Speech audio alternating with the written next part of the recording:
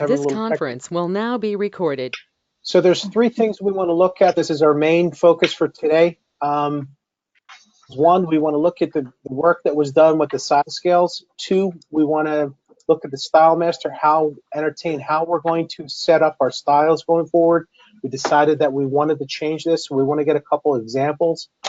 Three, what we want to do is talk about the merge groups. We want to try to nail down the merge groups prior to our first conference room pilot and start to add some attributes.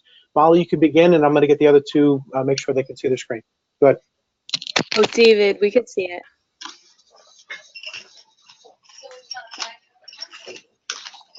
Okay, so I've got up on the screen the latest LREAN size ranges document from your team. So what we had asked to do here was take the spreadsheet, and I'm going to unfreeze these so you guys can see. Take this spreadsheet, and the basis of this spreadsheet was the first 3 columns were from the size ranges that you guys provided on the questionnaire in preparation for the BPR week. I think it was actually the first 4. And then I went in here and added category just to give us some easy filter capabilities. I added shape where that was applicable for something like tablecloths. And then I was playing around here with size code and dimension. So Blue Cherry really looks at sizes in 2 different buckets. It looks at a size and then it looks at a dimension. And the important thing to know about Blue Cherry is that you cannot price and cost by size. You can only do that by dimension. So a very easy example would be the window business. So if you're looking at a 42 by 108, you will be able to price by the 108 dimension, which is what you guys need to do for your business. You wouldn't just cost by a 42 wide width. You need this dimension as well to give you guys what you need to price and cost for your customers and with your vendors. So that's important to note. I'm going to hide some of these columns for right now just because I think it'll make it easier for us to focus. So what we had asked over here with this spreadsheet was to highlight in red text any size that's not considered active or is duplicate of another on this list. And this work is going to prepare us for entry of the size and dimensions into Blue Cherry. Also, add a style category to the tablecloth category specifically, and note where there's a combination potentially of 2 or more. So what I had done here was I listed a couple examples. Here we've got, based off of the call with Brian and David that I had a couple days ago, we said that there were common sizes that were used in vinyl and indoor outdoor. There were some European sizes that are used for the Villeroy and Bach license. And then there was probably some sizes that we could say, okay, like standard development is done in this size range. So it looks like what Nicole and I think Luz has done, correct? Not Nicole Smith. Nicole, both Nicoles. Both Nicoles. And okay. Yeah. So the Nicoles, it looks like what they've done is gone through and highlighted some of the size scales that are not used today. So what we would be saying here is by highlighting these in red that you do not develop using these sizes and you are not producing using these sizes, nor do you plan to do that in the future. For table, it's kind of like, basically I highlighted all the ones that we don't commonly use, but we may have to add in the future for either special sizing or something like that. The only thing that we have to add in that when I was talking to Madeline that we looked at was the 13 by 19 placemat, because there's only a 14 by 19 option, I think, and then the other ones we don't really use commonly, but 13 by 19 is one of our most commonly used sizes. And then the other thing was I wasn't sure for the style category how we should do that, because basically we have for the 52 by 70 and the 60 by 84 and all of our typical tablecloth sizes, they can kind of translate across the board into all different categories. So for vinyl, for indoor outdoor, for heat transfer, for jack guards. So for like all different constructions, they can translate into those sizes. So I wasn't sure how to do the style category portion. So in that case, I would probably list them all. And even if those categories don't exist, what I want you guys to do is kind of start creating those categories. Okay. So list them all, like one with a comma in the other, because what that's going to do is it's going to set you guys up to create POM templates around it. So when you're creating a vinyl tablecloth in Blue Cherry, you'll set up a POM template that will have those sizes associated with it, and then all of the measurements, all the tolerances, everything, and you'll just load that template into your tech pack. So you don't have to type in the stuff over and over and over again. So think of it that way. Kind of find the different style categories of tablecloth, being the example here of vinyl, indoor, outdoor, kind of like a standard run, what you might do for, think of like a solid or maybe a jacquard or something like that. And maybe there's a difference between, maybe you need one for standard, being solid, something you print on, something kind of basic, and then maybe you have something for jacquard or something different. And so think of all those different categories, create them, and then list them in this one box. And I think that'll help. Okay, sure. Makes sense. Thank you. There's a couple. Ooh. That's a sale. That's a good sign, Brian. I didn't know it was on. Sorry. Yeah. Great sign. I love that on a Friday. Keep ringing that bell. So some of these, Nicole, in here, I saw that you have some items that are active on your website. Are you guys still using these? These European type of sizes? Like those I saw were representative of Villeroy and Bach on your site. So I can change those so that we can add those in. When I went over them with the girls, they didn't mention that we had them used that often. So I put it on the red, and I figured if we had to add in the future, we can. But I can definitely add those in. Okay. Yeah, think of it, what you're developing in, what you're producing in, or also what you might use. And it's either kind of, think of what you might use every day, but also some of those common exceptions to the rule, if that makes sense. Yes. Because there will be some styles that we're setting up that you guys are like running replenishment on. So those sizes that are on the website, those should all be included ideally. Okay, so I'll just have to re-go through with the girls and double confirm with them if there's any other ones then aside from the sizing that is for the Villeroy and Bach. Okay. Molly, when you're starting out, do you select style category first and then size code? Yeah, so let me show you guys really quickly. So you're going to select your size code first. So what we've done with the setup here was we made this pretty easy, where we're going to, and I might be able to show you too, just using that spreadsheet. But I always feel like Blue Cherry gives a better visual of this. So let me hook myself up to your system quickly.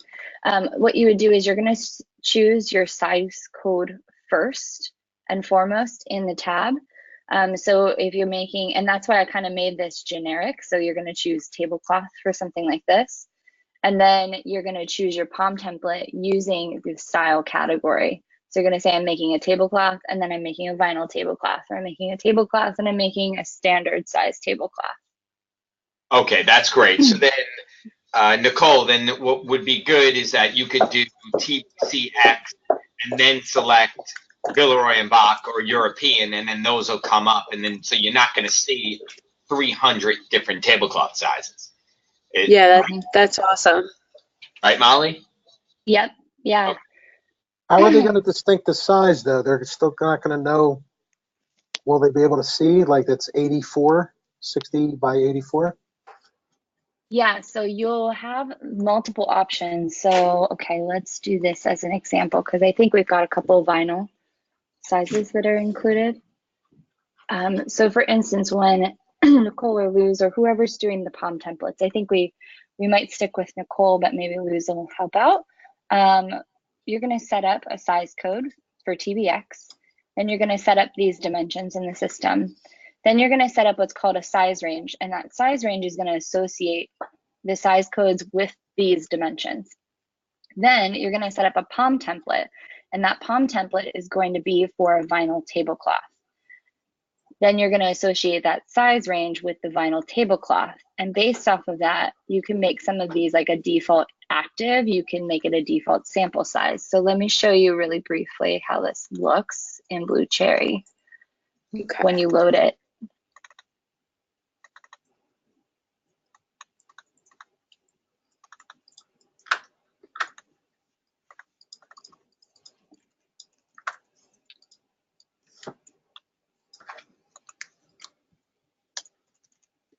And I already have an example pre-built.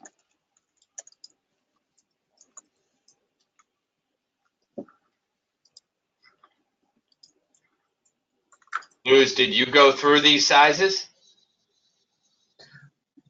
Luz is she's working on a project right now. I'm here. Oh, you're here? I Okay. have not had a chance to go through these sizes, but what confuses me is when we develop and design, we don't develop into sizes. We just develop the product. So I think that production and sales would be the one to confirm the sizes.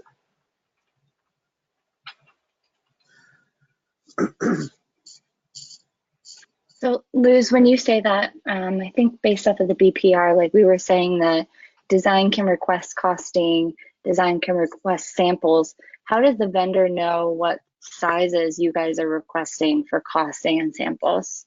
We today? usually do a basic 60 by 84, and we start there as far as pricing. And if a customer picks it up, then someone else will go reach out to the vendor and get detailed costing. Right, but so then we'll make that decision when we build the references. That's fine, but you'll know you're designing a vinyl. You'll know you're designing a fabric, right? And so when you go in, it's just going to be there already. So, right, so maybe you're not the one to make this decision up front on tablecloths, but on every other product you are, right? Yes. On runners, you know the size you're developing. On placemats, you know. On napkins, you know, right? Yes. It's those- just the tablecloth range.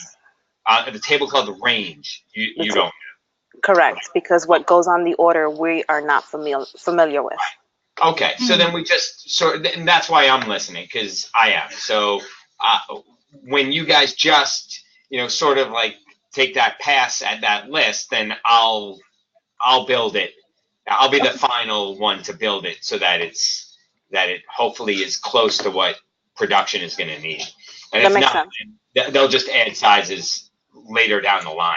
But creating, I think, this matrix, then at least you'll just bring it in as, because it's a vinyl, right? So you just bring it in, and those size ranges will be like the rule, not the exception. Correct. Right. Okay. Mm-hmm. So Blue Cherry kind of allows for this, exactly the scenario that you guys are talking about, where for development, like we develop in a very standard size for all tablecloths that we're making, and then production, it's up to the customer to say, okay, well, now I want, some special sizing. I want an extra inch because I feel like I'm more special than another customer, or my product is more high end, or I need a slightly smaller size because that's how we do our business, and because it's a little cheaper and I like a sharper price point, or up to you guys of however you want to cost it and then offer it specifically to the customer. So going back to kind of how I was talking about the Blue Cherry setup, so you guys will set up a size code first and foremost. So I've got TBC here, and you'll set up dimensions. So the dimensions can be associated with any size code. So those are just kind of those points that you can price by. So here you see some of my dimensions. Then I'm associating the size code and the dimensions together on a size range. So I've got my size code and I've got my dimensions here. So I'm saying tablecloths in general can be all of these different dimensions. So this might have like an extension, maybe 16 different ones, of ones that you use commonly, of ones that you use with those exception to the rule ones. It's got everything in here.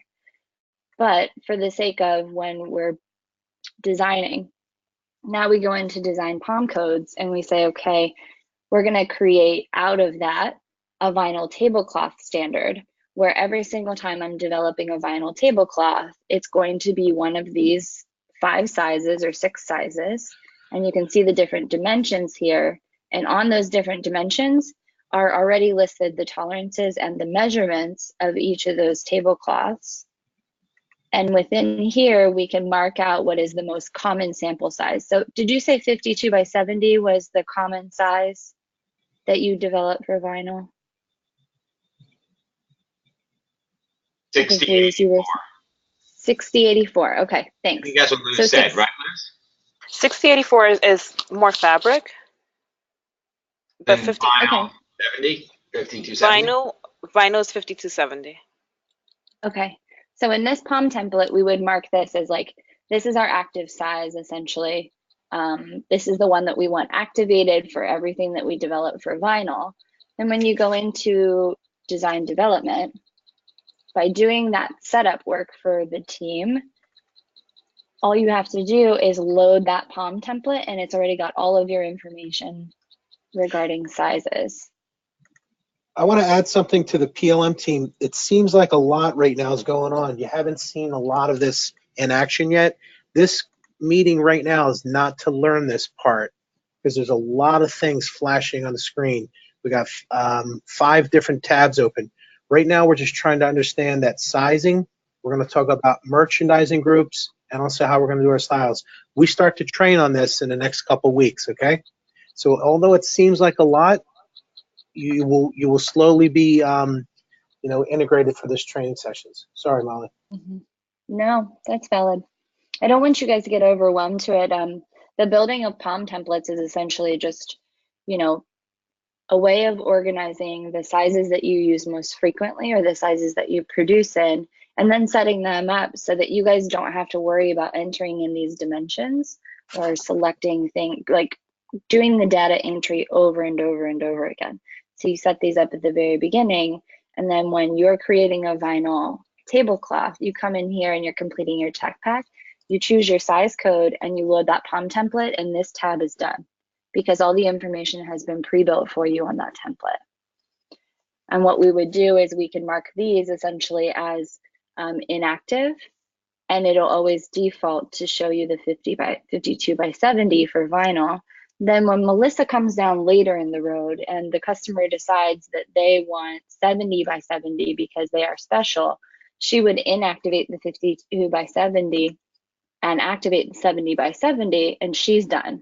That's all she has to do to get costing or to move into samples for pre-production and production. So everything comes kind of pre-built because you guys have already organized and thought about it. Okay, so we have an option to do default sizes. Yes, exactly. Okay. But these POM templates, back to that spreadsheet. So you want your POM templates to have all of those ones that it could be pre-set up so that when you do have to change because a customer has decided that they want to move from the 52 by 70 to the 70, all you got to do is make that one inactive and activate this one. You don't have to go back and reload anything or build anything from scratch. It's already set up. Or keep multiple active. Exactly. And you can keep multiple active. So if, Brian, if you said that you want costing for every vinyl tablecloth in a 52 by 70 and a 70 by 70, we could set up the template so that both of those are active. You can request costing on both. You can request samples on both. So it's completely up to you guys how you set those up. It should be what you kind of most commonly want to request costing and samples on, or what you most commonly develop in, or what you most commonly sell. Really development from this perspective. And then Melissa can make minor changes when you guys move to production. Any questions on sizes?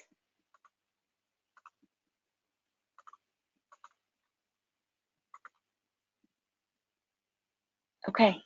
Both Nicoles, what I'd like you to do is start to talk with amongst your group talk with Luz, explain, show them a little bit about the header, because we're going to start to support ourselves also. The next couple of weeks, we're going to have 2 PLM meetings per day. They're not going to be long meetings, but we're going to start to really, really dig deep into how Blue Cherry, what the reference tables are and how Blue Cherry operates. Okay, so please share with Alex, share with Luz, and share with Madeline. Okay, sounds good. So should we be like starting, I guess, to try and work in Blue Cherry and upload the POM templates? For right now, just start to finalize this sheet here. Okay. Okay. And then the other part was, the other action item was we have to establish what the codes are going to be. Remember, for raw material, finished goods, so on and so forth, how you guys are going to itemize that. Product types. Okay. Remember the sheet I gave you yesterday? And what I'll do is I'll come back later today and we'll talk about that. Okay, awesome. Thank you. So David, next you wanted to talk about the new style number, or did you want to talk about SKU format? Yeah, let's do SKU format first, and then we'll transfer into style format after that, because I think, Brian, we talked a little bit about this, is we want to change the way we're currently doing styles. We want to pivot from that. So let's talk about SKU format first. Okay. So what you guys are doing today is, I believe, a 5-digit style number. I'm just going to open up a new tab quickly here and just give you guys an example. Maybe it's 1, 2, 3, 4, 5. Then you've got something in there that is very similar to like a size and dimension. So if I use your old ones, it might look like something like this is kind of the second portion of it. Then I believe you guys have something for customer That's or actually color. the last. But I mean, the order, I don't know if the order matters much, to be technical, but it's 5-digit, 5 numeric digits number, then a slash, then 3 for the customer code, then 3 for the color code, then that last, which is in your column B, the size. There you go. Color, customer, No, size. customer color size. Okay, cool. Thanks for reminding me. No problem. And then I'll put this all together and you've got some kind of like a smart item number. 1, 2, 3, 4, 5. For Walmart, it's black. And We you've put got a 50. slashes in between each. Yep. So that you can read it a little bit easier. Yep. No, it's actually not for that. It's actually when you do a sort in Navision, we need to break it. So that's why. So those slashes are there for a functional reason, not for visual. Okay. Okay.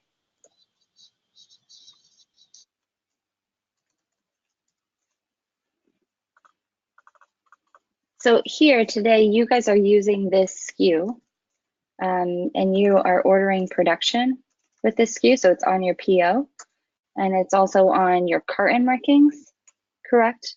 For goods that are coming into the 3PL. Correct. And customers are also ordering by this? I think very rare. I'd say 99% are using UPC or their own cross-reference. I don't think there's hardly any using that.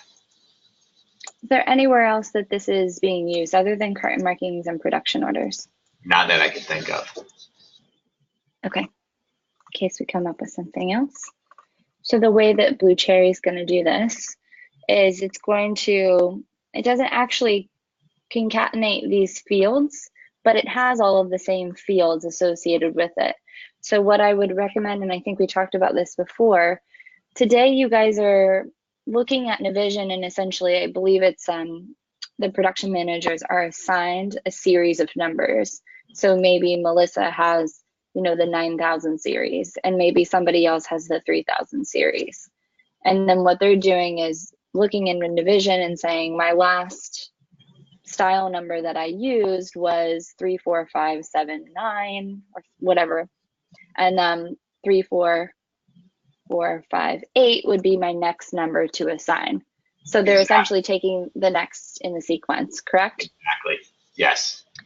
So what we could do with Blue Cherry is essentially for style, we will assign a range and we'll say start at 0001 and go through to 99999. And instead of having a human do it, next time you want to create a style number, just use the next one in the sequence.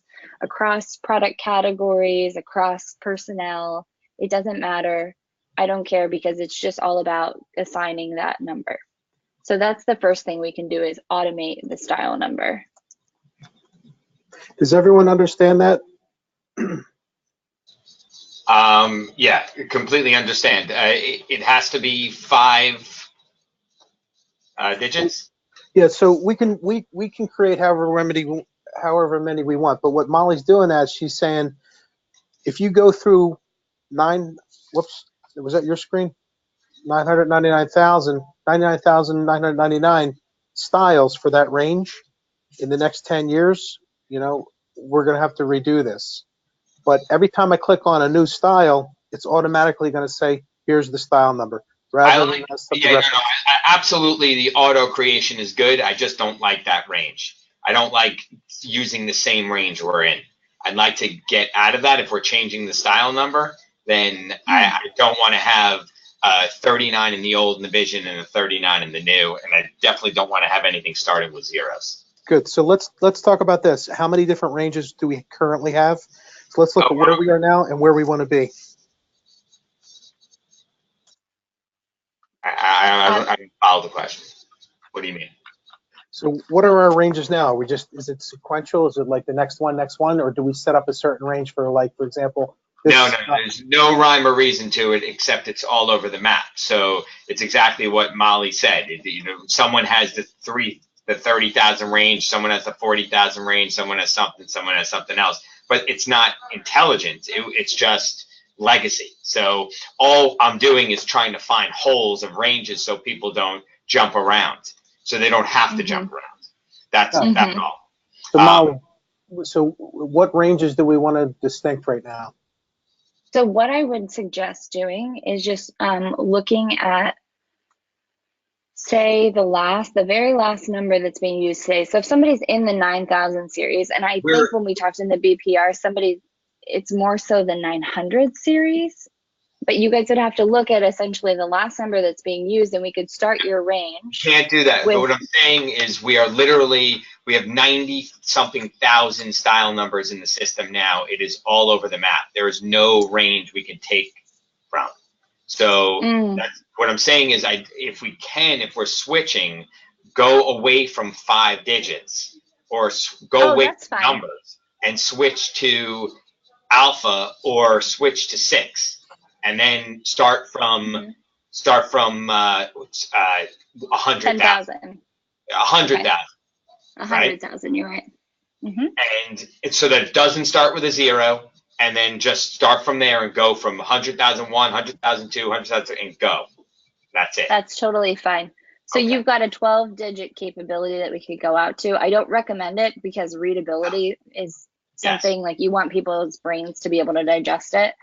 So start with 6 digits, go very okay, the old number was a 5-digit, now we're in 6, and that's how you know it's a blue cherry number versus an old number. Very simply. Yes. Start with like you said, that 100,000 range, and just start from scratch. All right, this is great. Now let's ask Design. Design, what do you think about this? Nicole, Luz, Tori, how about you? They don't ever get involved in style creation, so I don't think they'd have much of an opinion on it. Am I right, Luz? I'm fine with whatever sequence you guys want to set up. We never get involved in this. Yeah. How about from an econ perspective, Tori, just real quick? It doesn't matter to me. Okay, because this is a great way to start with cherry styles. so. This is a fantastic way to start. And we can talk about, the design number is similar to that auto generate perspective. So once we go through the style, because design's on the line, it might be a good opportunity to talk about that too, David. But let's stick with style for the moment. So Molly? Yeah. A question: when two people are creating styles simultaneously, then does somebody get a block that they work on? Because then you'll have, if there's two styles being created at the same time, then you'll have the 100,001, and then the next number they might be assigned is 100,006 because somebody just created 6 styles, 5 styles in between there. So it is literally whoever pushes save first or promote first. So if you had two people in the system and they clicked it simultaneously, somebody was faster, even if it was by 0.00001 second. And whoever pushes that first will get the next set of sequential numbers. And then Blue Cherry jumps to the next sequential numbers and assigns it. So there's no way for them to get a warning, get a block, or duplicate numbers. It's just systematically, it won't let it happen. Okay, so which is kind of the beauty of auto-generating. Okay, so duplication, I understand, but then so if somebody's setting up 100,000 and then they go and take, they couldn't complete it for the day and they come back the following day, they might be 100,021. They might be starting on, right? Then Yep. styles will hop all over the place? Yeah, they can. Normally what happens is you're promoting an entire design at a time. So it's kind of essentially when, let's go back to like the example of the tablecloth. So say that the customer had bought this whole range for vinyl tablecloths. They said, or Tori is probably a better example. So Tori said that I want vinyl rooster on the website. And so Melissa said, okay, then I'm going to promote this. I'm going to give it all style numbers. All of these would happen at the same time. So you would get style number in this example, 100,000, and then you would have 100,000 for 52 by 52, 100,000 52 by 70. It assigns them all at once. So it's not like they're doing piecemeal kind of work where you would have different style numbers associated with those sizes and colors. It takes it all at once. So whether Melissa decides to do that today, say one of her staff comes in the middle and she leaves this screen open, she doesn't promote it, she doesn't really care and know whatever the system's assigning. So the next day it's just going to assign the 10,000 or 100,001. Does that make sense? Yes, absolutely. Molly, can you go into the style master just real quick to show? Brian made this point, and this was I like this a lot for the rest of the team, the Elring team. In Nav, it's totally different than it is Blue Cherry. Nav, you guys were going horizontal. Blue Cherry, it pretty much goes vertical. Mm-hmm. And you'll see this, again, we haven't got into this part yet, but we'll see this. Some people have. So here for that, this is a placemat or a napkin that we've got in here. So the style for this would be all 1 6-digit code associated together. And then each of these down here, Maxim gave the example that it's being purchased in gray in whatever the size code is, which should be on the header, size code NAP1 by 17. And here's where like tablecloth is a better example. So I'll promote this kind of, and we'll walk through it in a later session. But if we're using that vinyl rooster tablecloth, you would have the same style number associated with all of the colors and sizes of that tablecloth that is being purchased. So it would have one size code of TBCX, I think. And then every color, so if it was multi, you would have it all down here. And all of the sizes, you would see the S 52 by 52. You would have multi 52 by 70. You would have multi and 70 by 70. And it's listing out all the different color and size combinations down here. But the style number for all of these is the same. It's grouped together. Now, if you look at this also on the far right, you're going to see different prices by different sizes too. And that's something that was a questionable also from how's this going to transfer from Nav to Blue Cherry. On top of that, this is called the detail portion. We talked about header yesterday to both of Nicole's. This part's the detail. So this detail, every one of those detail lines also has a different UPC. Mm-hmm. All right, we'll start the deep dive in the first 2 weeks, 3 weeks of April for Style Master. All right, so Brian, we pretty much have a great decision that we want to start with this 6-digit. Agreed? Great. Okay. Yep. Is that the number you want to start with? Because I think we want to. No zeros in front. Perfect. All right, 100,000. Are we doing that concurrent for every single type? So 100,000? Okay. Totally good. Molly, any Cool. questions or concerns? Sorry, go ahead. Molly, now that I understand, a style number represents literally a style, not a SKU, because in nav for us, it's closer to the SKU level than it is to, because you could see there's color and size within our style number. And you can label it in column F SKU because it sort of is closer to SKU, where in Blue Cherry, style is not SKU. Style represents a bunch of SKUs.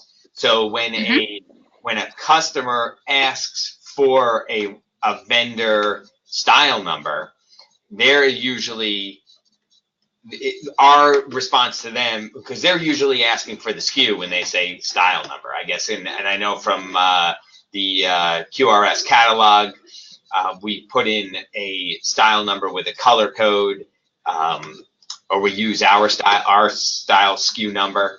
So how do they break it down? If they ask for more information on a vendor number, they ask for that, we would give them UPC. Can I chime in here really quick? Yeah. Because Brian, this is exactly how we did it at Ellery, and every program would have a singular 5-digit SKU, or I guess style number, if you will. So you could recognize an entire program by that number, which is actually super helpful. But then when we would give the SKUs to the retailers, we would give them the full SKU that includes that size code, color code, which so I guess the thing that's confusing me right now, Molly, if we're going to create this size code that's just like TBC, does that mean we're not going to be putting in that 50 by 60 part of it? We're just going to call it TBC? You would actually see all of it. So this is part of the reason why we kind of laid it out like this. So you would see the 6-digit style number, the TBC, and then you would see, let me use my example here. All right, so the answer is the UPC is comprised of style, color, size. This goes back to Brian's original question. When we populate that to the catalog for the buyers to buy, it not only gives the UPC, it gives a style number, our style number, it gives a color, it gives a size that represents that, and that's all comprised of that scannable UPC, so that there's no misrepresentation when they're making the purchase orders. All right, So I asked. this part's sort of transparent, but Tori's question is great also. The bottom line is that all this stuff will show whatever the requirements are for QRS, or whatever those buyers say this is what we need. And the only question I had for Tori is for e-com purposes, when she's doing that, when she's doing her SEO and SEM, is this all tied into her marketing that? And that's something that we have to satisfy her e-com's requirements, and I don't know those answers. Well, you mean for the SKU? Well, are you doing SEO, SEM by our old style numbers? Is that how you're marketing that? No. Okay. No, I'm not concerned about that part, but I guess what I don't understand, so what Molly, the SKU example that you just gave is perfect, and I feel like that makes sense to me. The only thing I don't understand is why that TBCX is in there, and do we need that part of it in the SKU number? Because a lot of times we will get character restrictions on SKU, and I mean that guy just looks super big, but maybe it's the same number of characters, and if you include the slashes from before, I don't know, it just looks longer. But since we're already adding a 6th style number, I'll say this, Tori. I mean, this is not going to save much, but if we want to save 2 characters, we can go. Now that I understand it a little bit more, we can go to 4, and then and when we hit 9,999, we could just go to alpha at the beginning as well, instead of just a number. But for us to get from 1,000 to 9,999 doing it this way, that is an insane amount of styles, right? So maybe we go, instead of doing 6, we go to 1,000 instead. I don't know. I'm just throwing it out there. What do you think, Molly? Does that make sense? I Or wouldn't just get rid of recommend. the TBCX, because I agree with Tori. Yeah. We don't need that. I wouldn't recommend changing up the format of your style number over time. So if you think you're ever going to use 9,999, then I would go to your 6-digit number. Yeah, I like the 6-digit because it's going to take us 15 years to fill up 909,999 styles with Blue Cherry's logic on how to do this. I think that it keeps some sort of sequence.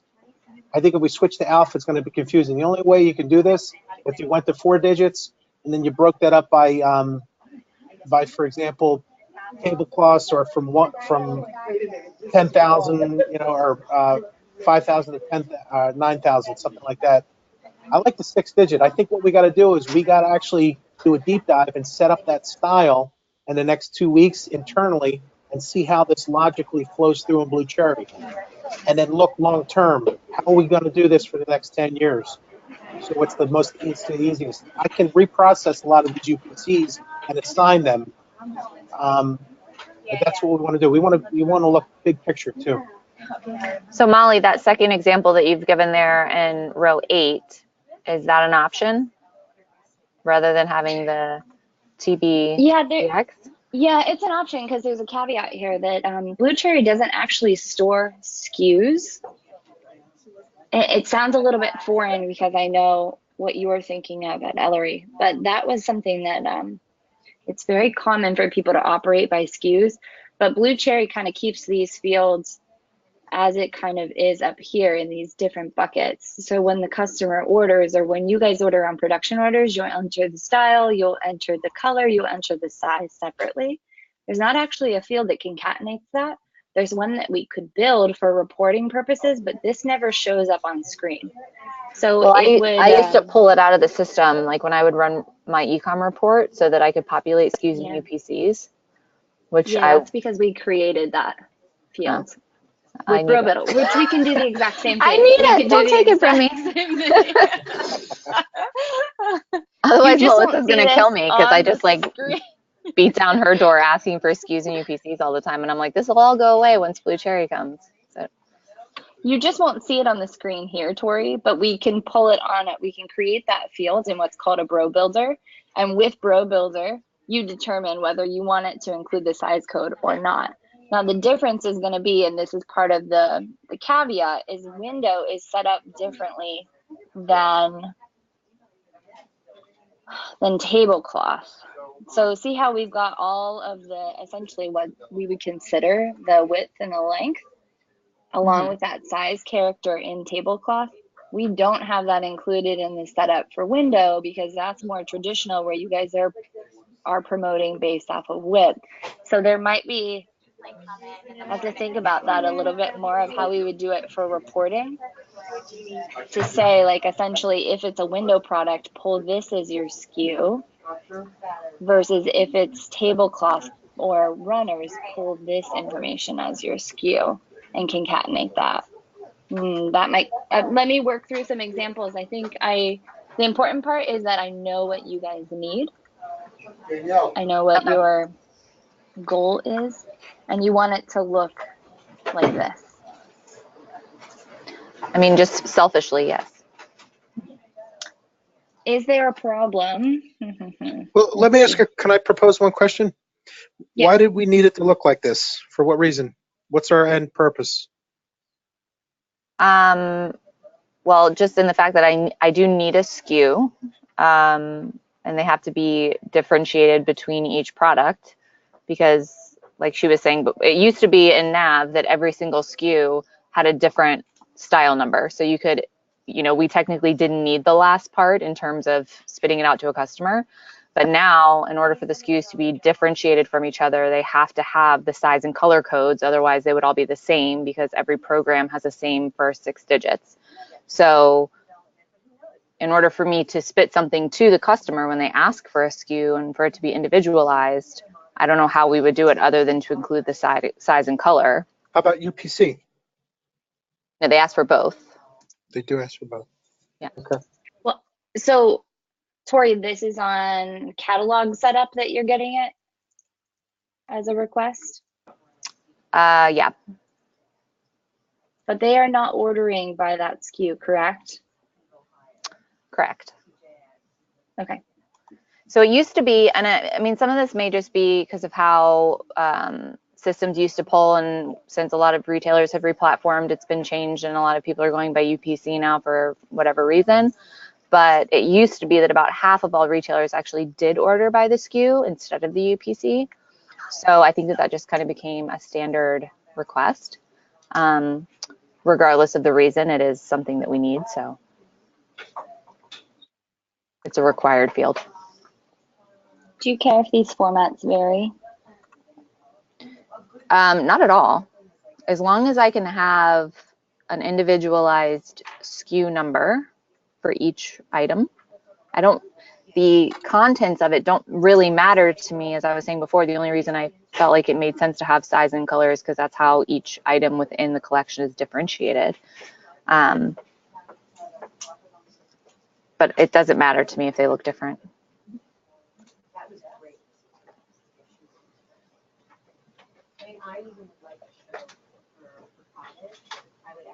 Okay.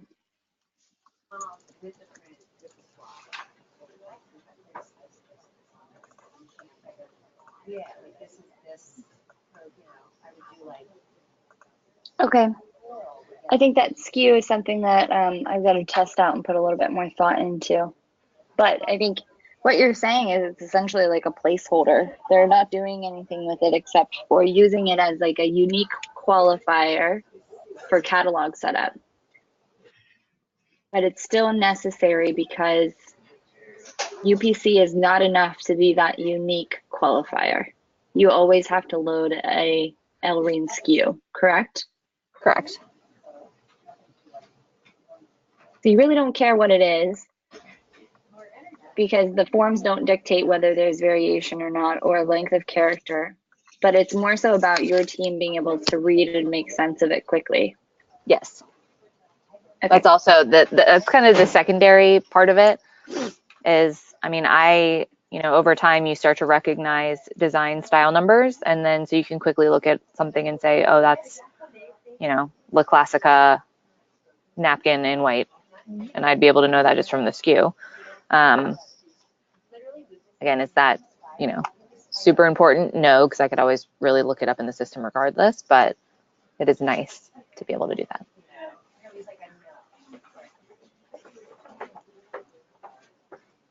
All right, let's Molly, let's you and I Dave? Yeah. Okay, would you see any limitations on the pick ticket side at the warehouse level? No, because we're going to have a barcode on the pick ticket, just currently like they're doing now, and they're just going to scan. The only thing it's all going to be LPs you're talking about? No, not from the receiving portion. I'm talking from the pick and pack. But again, when they receive, we're going to have in Blue Cherry, there's what's called an old style number and a new style number, and that's going to be the biggest challenge at the 3PL or just the current 3PL PD. And walking around with them, the people then when they were picking, they know exactly what location certain styles are in. So in their mind, they already know we're gonna have to put a sticker, old style number, new style number, because their muscle memories are going to direct them to a certain position. But when it comes to pick, pack, and ship, that pick ticket is going to have a barcode, and they're just going to scan and pack just currently like they're doing. Okay, all right. So that's not good.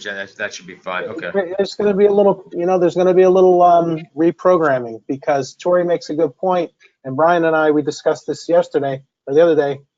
You've already memorized what certain style numbers are, so you've already associated it that it's a tablecloth, it's style number, or a napkin. And now what we got to do is we're going to introduce a new naming convention that's going to throw them off a little bit. But if we have the proper checks in place, for example, old style number, new style number, then it's going to be fine. And especially if we have a new 3PL, it's going to be transparent to them. They're not going to care what the old style number. Normally, the 3PLs are going by UPC anyway. They're not even caring style number. And it's a scan with an RF gun. I'm scanning this pick ticket, and saying, go to this row rack bin. I'm scanning the row rack bin. I'm scanning the pieces as I'm putting them on the cart. I'm going over to the pack station. I'm packing, scanning, closing out, and shipping, labeling, cartonizing, palletizing for the pickup, and done. Good. All right, this is good for this part. Again, we start some pretty heavy PLM training and production training starting in April. Let's touch, we're a little bit over time, but we're canceling this second meeting. Let's touch on merchandising groups. Molly, what's your schedule? Are you okay? I'm good for another 30. Guys, we really need to talk about merch groups right now. I think we got some really good understanding. We're not totally there, but a really good understanding of the Style Master, how we want to set that up. Just real quick, Macy's is supposed to be coming in right now. I may or may not have to be pulled into that meeting, so I'm just letting you know that I may drop off. All right, so the merch groups, this Molly's going to take over from here, but what we want to do is try to nail down the merch groups we're going to use and then start to build some attributes. Again, we've pushed out the CRP a little bit just from a time perspective. We're still good for on track for our July 1 go live, but we're going to push this out a little bit because we really need, after Market Week, to do some real deep dive training with one-on-one groups, so on and so forth. Okay, so what we've done on the training agenda, and David, this will be updated from the copy that I sent you yesterday. Okay. So we've actually come across list fields that we need to use for merge group. Let me pull up you guys' BPR really quickly, because that has, I want to explain the difference between like merge groups and the other fields, because you might look at merge groups and just say, hey, where's everything else? Is this the only way that we're classifying items? And the answer is no, because what we outlined in the BPR was essentially the product hierarchy. So when we talk about product hierarchy or attributes, it's the different ways that you're categorizing items within the system. When we talk about merge groups, these are user-defined fields that Blue Cherry has for you guys that are all table-driven. And the important thing to know about merge groups is they live down at the style, color, and size and dimension level. So they live down at that style master. So you can change these by SKU if needed. And they promote from the design master to the style master. So they travel with the product from essentially creation all the way through to discontinuation of the item. So looking over here, this is outlined in your BPR. You guys are going to have some of these standard Blue Cherry fields. So you're going to have division, you're going to have season, created by, create date, country of origin, brand, which is going to be a merch group. You're going to have collection. You're going to have product type. You're going to have a bunch of merch groups here: product category, occasion, product config, product style. You're also going to have fields for the design color, the style color, the color family, the size code, and dimension. All standard Blue Cherry fields. Then hopping back to a merch group, you guys are going to have customer. And we actually removed material code and pattern code and changed these over to standard Blue Cherry fields.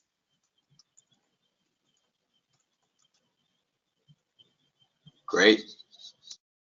You don't need to use your merch groups.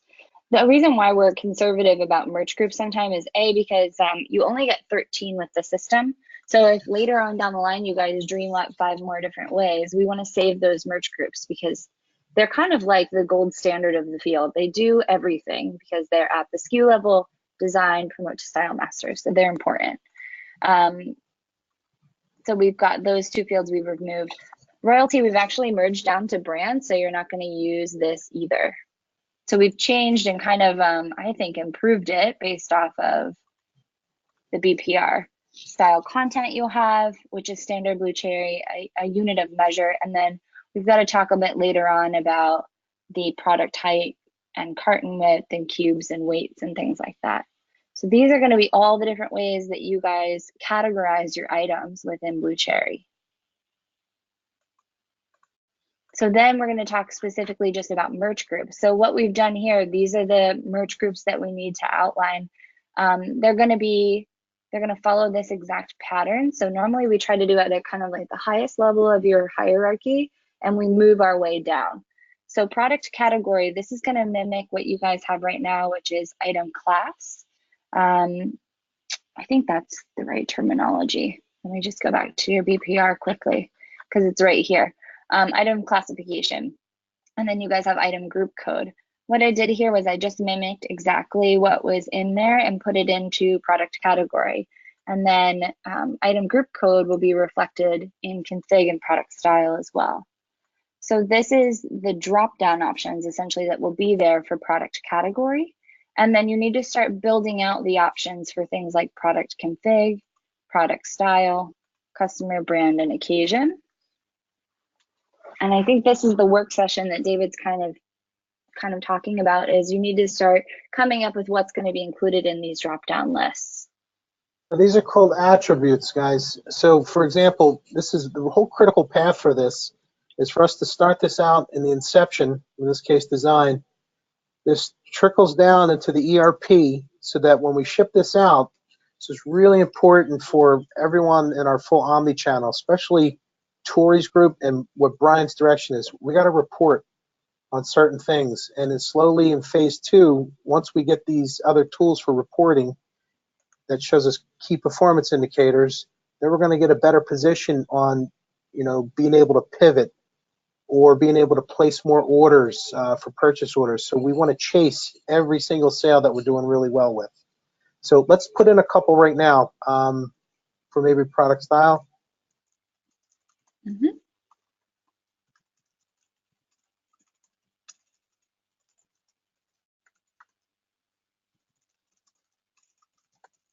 All right, you want to add a couple attributes?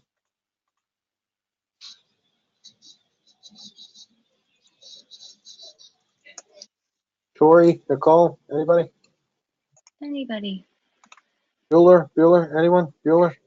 Sorry. I think Tori would be a great one to add to this because from the attribute perspective, they're dealing with that all the time on e-com setups. So Did Tori go to Macy's? Is she in the Macy's meeting? I don't see her on there. It's possible. So we'll work with Tori for this. So wait, what is the difference? Product config and product style. So config is the makeup. So Correct.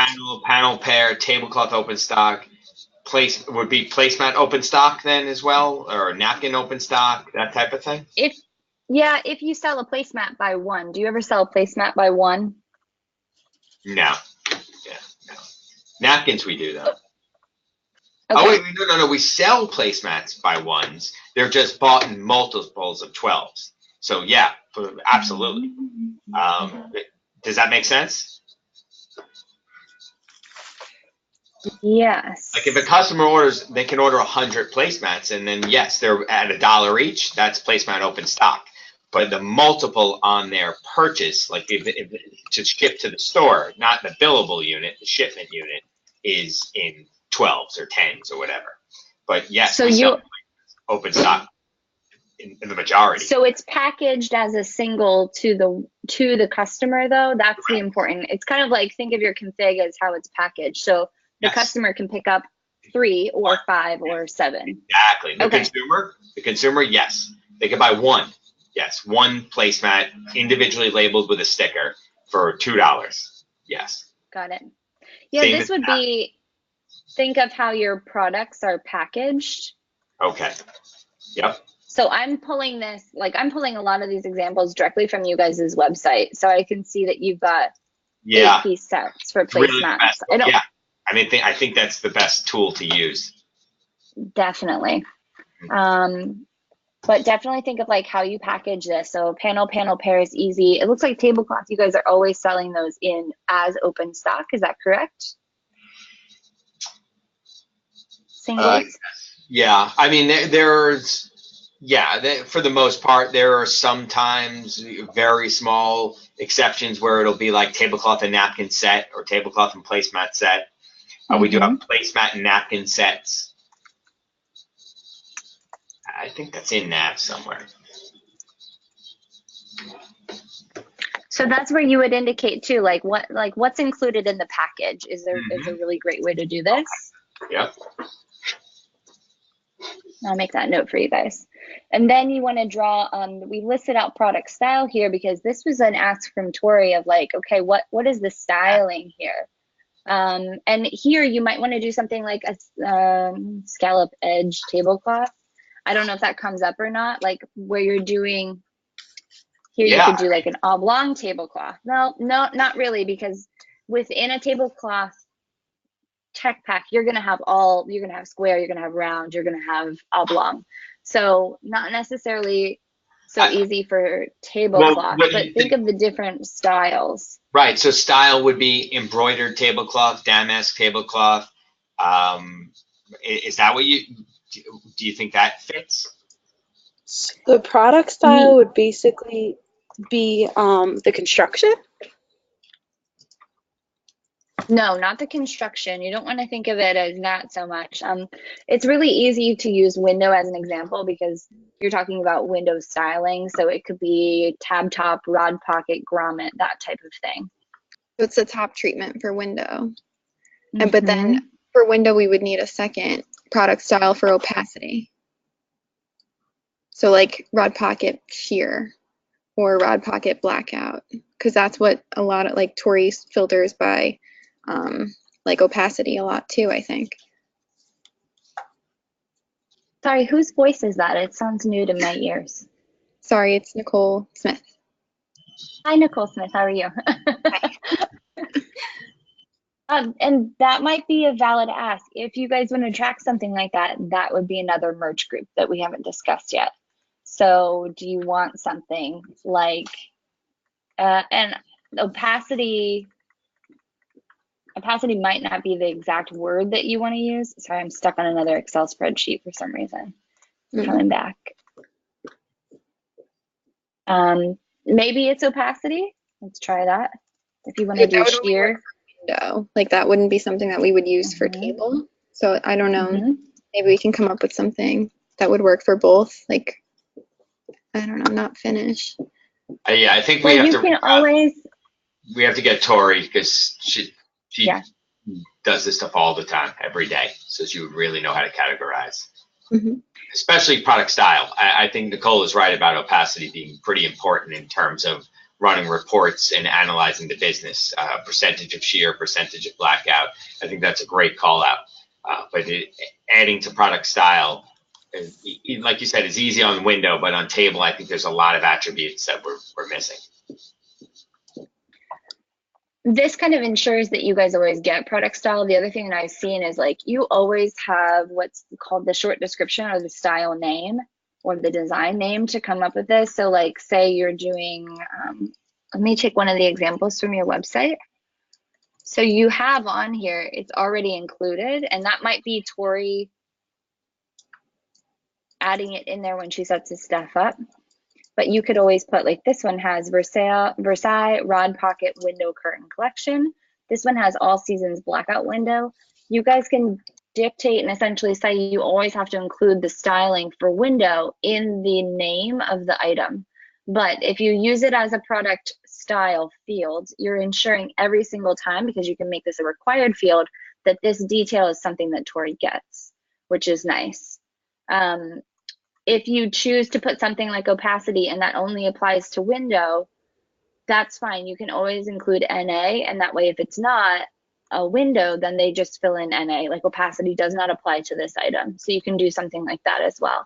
You can change a product style for tablecloth. You might just want to do something like more general, like embellished tablecloth instead of embroidered. And that would trigger Tori to go in, look at that item with Blue Cherry and say, okay, how is it embellished? And it might have tassels on it, it might have trim on it, it might have embroidered tablecloth or embroidery on it, but that way you don't have to list every single kind of like styling of tablecloth that you guys have, unless you have very common ones. So another one would be just solid tablecloth or print tablecloth? This is up to you guys, so you guys are going to list this out. Keep in mind, you're going to have pattern code that's associated with the design.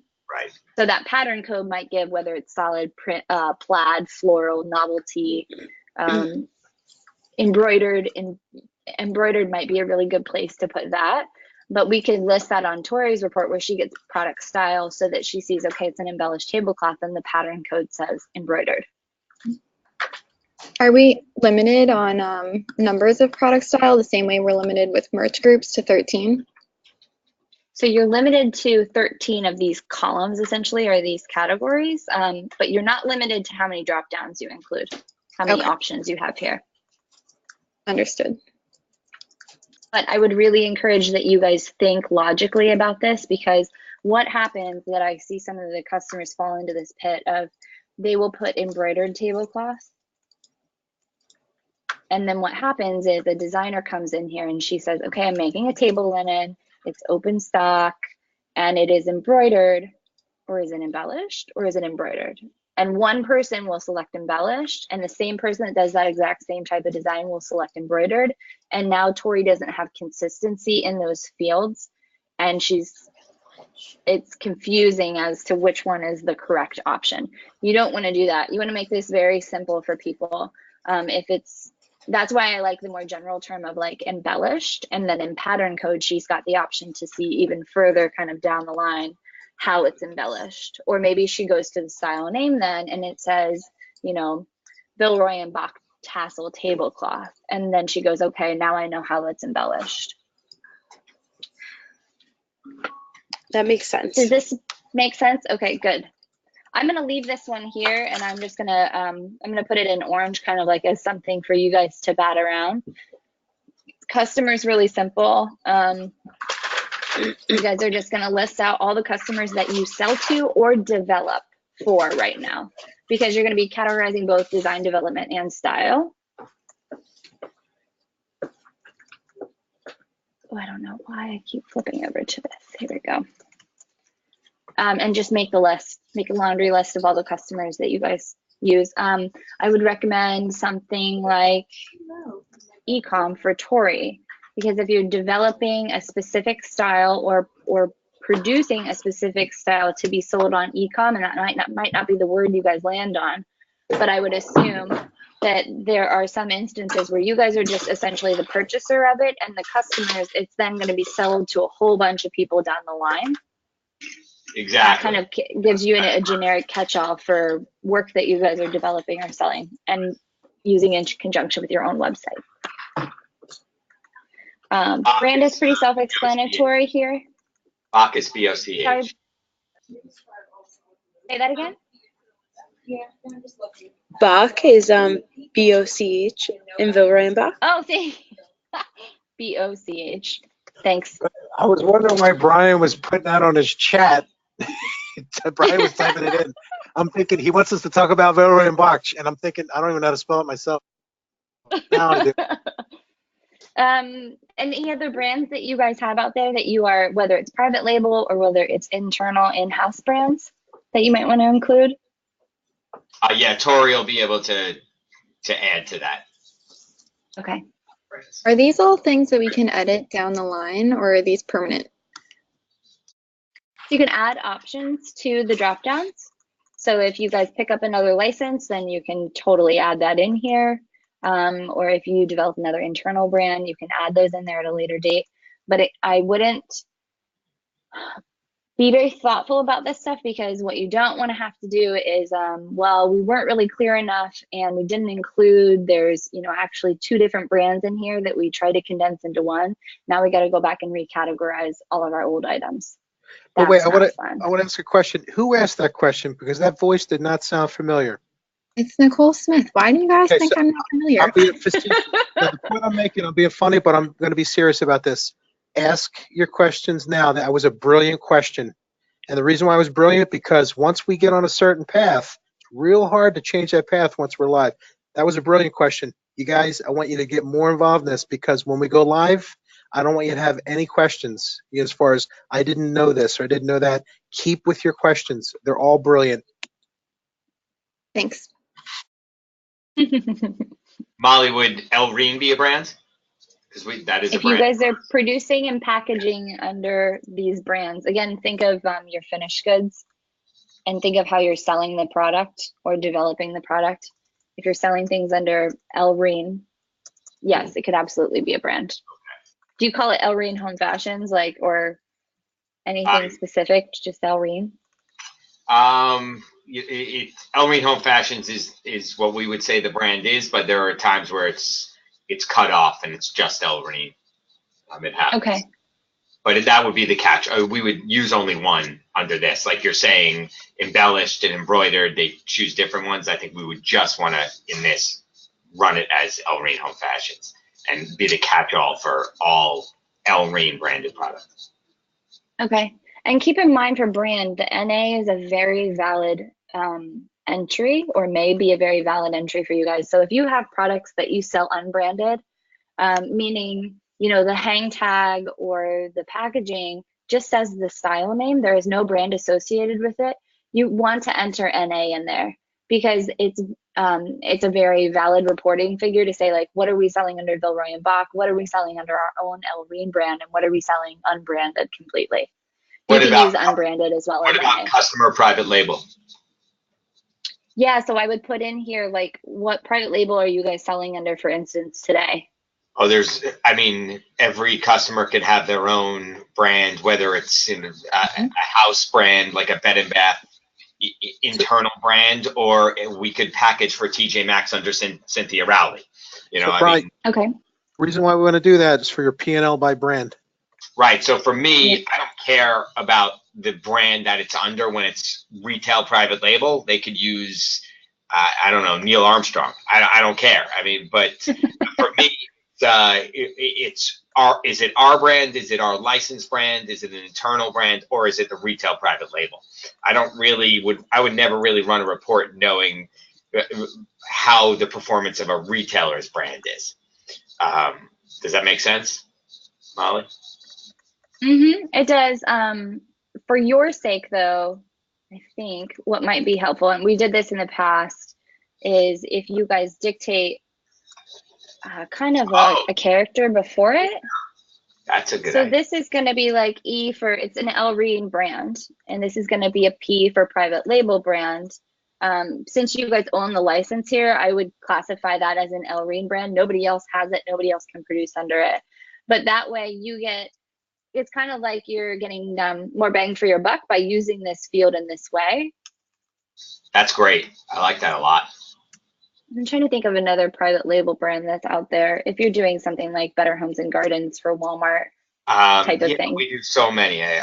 TJ's, we did a million of them. Right now, luxury linens, we're doing a bunch. Catherine Mallet, the Luz and the table linen people would be able to talk to it more, but there are a bunch of them. Or actually packaging. Sue Hale would definitely know. I tend to like either use unbranded or use NA. I think if you're using NA on other fields like opacity, you're giving kind of consistency across those fields for the users to say not applicable. And it becomes more of a familiar selection that they look for. So just keep that in mind. But yeah, this list is probably going to be very long. This list is probably also going to be pretty long. This list is going to be very short because you only produce under so many categories. This list should also be short. Your customer list is going to be probably long. But yeah, expect this one to be like a lot of different combinations here. For the brand portion, will we be able to go back in and change it? So if it starts out as like a private label brand, or if it just moves to our open line, can we switch that after the fact? Yeah, give me an example, because I'm thinking, like, if it's private label, that means the customer owns it. Or okay, Switch so over say to it like starts an Elreen brand. Yeah, so say it starts as an open line, like we just designed as open line spring. So, and it gets moved to, say, Home Goods buys it under Cynthia Rowley or Nicole Miller. Can we go in and switch that after the fact?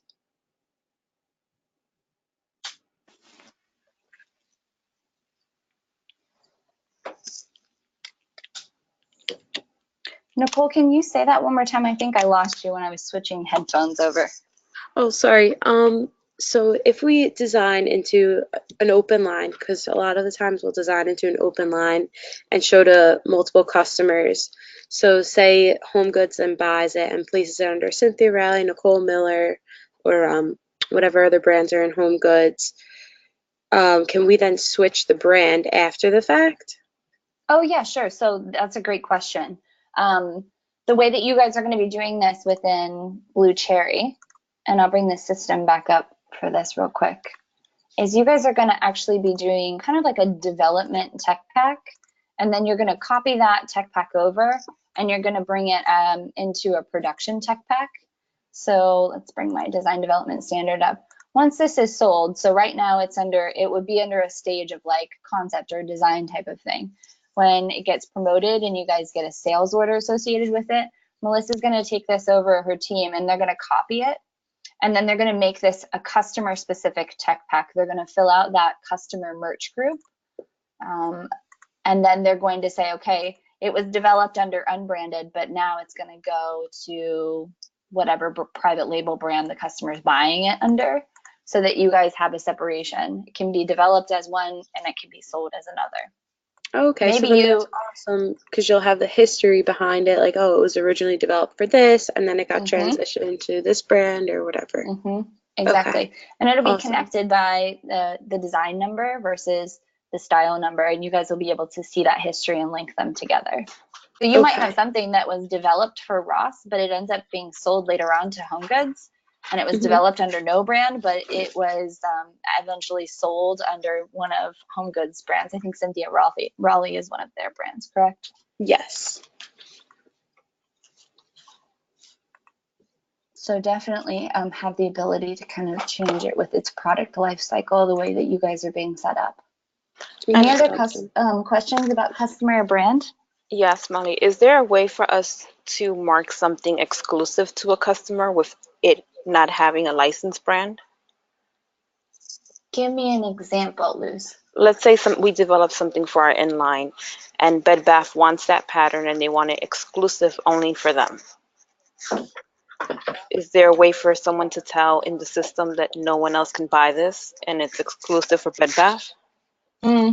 Yeah, what I would probably do in that case, I would, within Blue Cherry, so you guys, we'll go over this when we do Screen Builder and stuff. There is a long description field that's included in here. I would mark on that like exclusive to BBB. Luz, did we do a lot of that? Yeah, we do. Right, so what we can do is in that header, Molly, correct me if I'm wrong, we might be able to put what's called a UDF field and say exclusive, and you can check mark it yes, for that customer or something like that. Because if we're doing a lot, maybe we want to report on it. Yeah, if it's a considerable amount of the business where you want to say that it's exclusive or not, that's absolutely a valid point if you want to report on it. I think there's also something, and I can look at this. Yeah, I think it's in label is the thing. I think it's in the production, or I think sales. I think we can set it up for label. We have to take a look at that. I'm going to put this into one of our scripts. Okay. You can also do a field like on the FTA called artwork owner, and that's where you would indicate whether the artwork was purchased from a house and you own it, or whether it was internally created artwork and you own it, or whether it was a customer's artwork and you do not own it. You cannot use it on any other design. And that's where you could put a field in there that says like internally created but exclusive. Don't use this pattern on anything else. That would be great, because sometimes we get artwork from a customer and it's exclusive for that customer, but it's not under a brand. I would mark it out on the tech pack as well, but in the FTA is really where you're going to see like that artwork come together with the fabric that we talked about last Friday. And it probably works really well there. So you can see and reference like what can you steal and repurpose and what can you not touch. Okay. All right, guys, this was a great, we're pretty much done. We've used up our time today. Molly, if you can email me this, what we worked on. So a couple things. One, we're going to cancel our 1 o'clock appointment. We're going to repurpose that, which was PLM for next week. PLM team, you're going to get invites for the next 2 weeks out for training. We're not going to make those crazy hours. It's going to be 1-2 hours tops, but we are going to start meeting internally twice a week, starting in April and going forward for the next probably 6 weeks. We're going to establish who owns what with the action item open issue decision log, and we're going to ask you guys to start to build up your reference tables. And then next week we start to do a little deeper dive as far as how this works. Molly, I have one question for you. I noticed that you're doing your data entry in training. We're doing ours in testing. Do you want us to do it in training, or do you want us to keep doing our testing in the database? I would in Blue Cherry? prefer that you guys do it in training. All right. And the reason being is normally testing is like if you guys would get a mod, they'll normally run through that. And what we'll do at the end of the day, as long as we're both going into the same environment, is we'll copy one over to the other. I guess it might, it's fine to switch over, David. It's just we got to look at who's got more information in there now. Okay. And for the last thing is that Tori has worked and set us up a private YouTube channel. All these videos now will start to be uploaded to YouTube, so you guys can hit them anywhere at home, whatever. Take a look at that. And you can also hit Blue Cherry so you can test on this. I will have this updated on the SharePoint site by end of day, and I'll do an email blast so everyone knows what's happening.